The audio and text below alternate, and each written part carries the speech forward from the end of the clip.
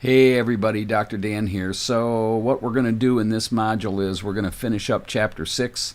So if you remember from the last module, we stopped at page 140. So obviously we're going to start at 140 and move forward. The other thing we're going to do in this module is we're going to get off track a little bit and get out of our textbook, and we're going to get into another textbook or another reading that comes from a technology book, actually, because that's my favorite thing to study is the history of technology. And so I'm going to have a little bit of extra reading for you this week, and I think you're going to find it fascinating, hopefully.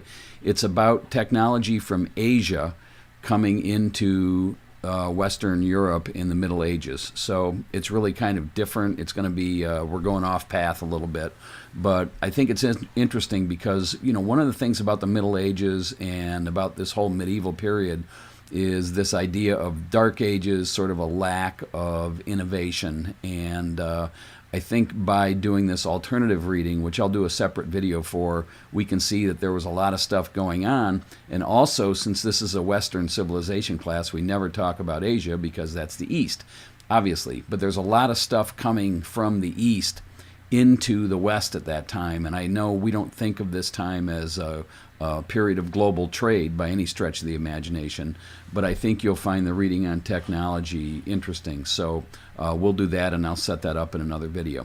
As far as Chapter 6, Part 2 goes, starting at 140, some things to pay attention to. Certainly, this is a period of agricultural revolution, and they talk a little bit about it in the book on page 141. And it's important to know about that. So there's the invention of the plow, and really productivity of the land starts to really boom. And it's important because as historians, we don't always think about, how things stack up as far as necessity is concerned. So in other words, you really can't have an urban revolution or an industrial revolution without an agricultural revolution first, simply because people need to have food. And again, I grew up on a farm. I know many of you are farmers. You understand that sometimes people don't think about the necessity of agriculture, but basically farmers feed everybody. So this agricultural revolution in the Middle Ages is important, and this idea that agriculture, the plow, planting, really expands. So pay attention to that, and that's on page 141, I believe. And then also on pages 141 through 143, and I'm kind of guessing at these page numbers, but it talks about commerce and this idea of revival of trade.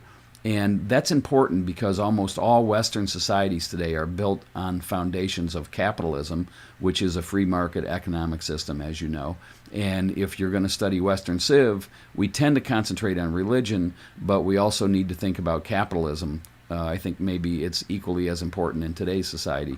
So there's a little blurb about capitalism, and also right around that same time in the book, they talk about towns arising and sort of this new societal structure. A lot of that is based on trade and commerce. So I think that's interesting as well. So pay some attention to that. On page 143, 144 in there, starts to talk about England, France, and Germany as distinctive states, if you will, distinctive countries, if you will. So there's William the Conqueror, there's the Norman invasion in 1066. Pay attention to those. Another real important thing in 1215 is the Magna Carta, and the Magna Carta is English, and it's where lords and knights get together and really kind of create some demands to give to the king, and it's really the basis of our Bill of Rights, our Constitution for sure, but the basis of Western law as far as the king can't come in and take your family. The king can't move into your house. There's some basic liberties that many of the Bill of Rights that we live with today kind of derive from these basic human liberties, and really kind of gets into stuff that you see in our Bill of Rights, whether it's freedom of expression or due process as far as the courts go and the law goes, that sort of thing. So 1215 is the Magna Carta, page 144, I think. So, pay attention to that. The other thing, as you get into the chapter around page 145, is the growth of papal power. And so that means the power of the Pope, because remember, Christianity in the West is really all Catholicism at this point in time. And this idea that the Pope and the clergy really were in control of everything is important. They controlled everything. They controlled the writing, the copying of the Bible, the interpretation of the Bible.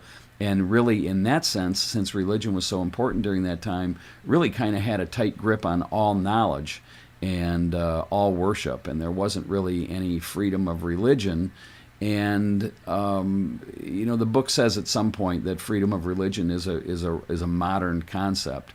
During this time, Christians, didn't like Muslims, and we already read about Christianity as being anti-Jewish in our prior chapter, I think chapter 5. So it's interesting because even though Christianity teaches this love for everybody, if you were a heretic, if you didn't believe in Christianity, then you were evil. So that kind of works into this idea about the Crusades. And the Crusades, that story starts on 147, 148, and it's this time where, the Christians start to drive the Muslims out of Western Europe. So the Muslims were in Spain, obviously, throughout Europe. So the Crusades are a time when the Christians start to drive the Muslims out of Europe or out of the West.